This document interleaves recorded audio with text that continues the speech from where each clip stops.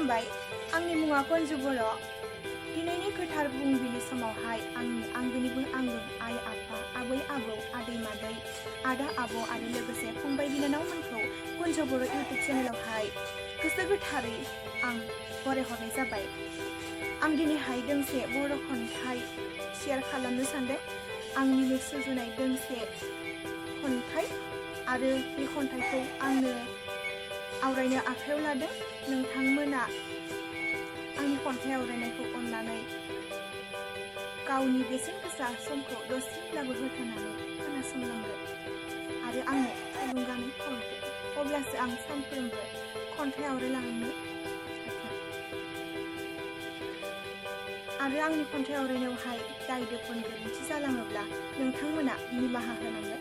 आं दा खन्थाइखौ आवरायथिनानै होनोसै नोंथांमोननि सेराव। खन्थाइनि मुङानो जाबाय हांमासो थाबाय।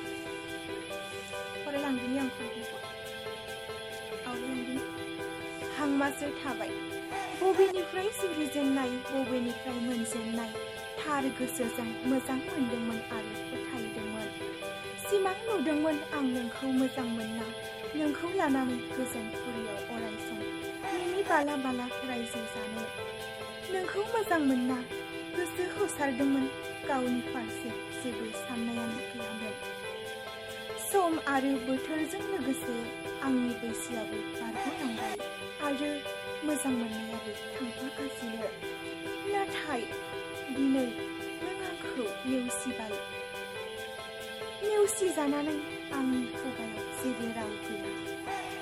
नोंखौ मोजां मोननाया हांमासो थाबाय। बेनो लोगोफोर आंनि खन्थाइया। आंनि खन्थाइ आवरायनायखौ नोंथांमोना मोजां मोनदोंब्ला लाइक कमेन्ट शेयार आरो आंनि कन्जु बर' इउटुब चेनेलखौहाय साबस्क्राइब खालामनानै गालां। जाहाथे आङो गोदान गोदान खन्थाइ नोंथांमोननि सेराव लाबोनो हायो। नोंथांमोना आंनो बोर साबस्रि हर, अब्लासो आं खन्थाइ आवरायनो गोहो बोलो मोनगोन। आंनि खन्थाइ आवरायनाय आयदाखौहाय दिनै बेखिनियावनो दोनथ'नो सानबाय आङो आरो गाबोन गोदान मोनसे खन्थाइ आवरायनाय आखायाव लागोन। बिदिब्ला दिनैनि खन्थाइखौ बेखिनियावनो दोनथ'नाय जाबाय।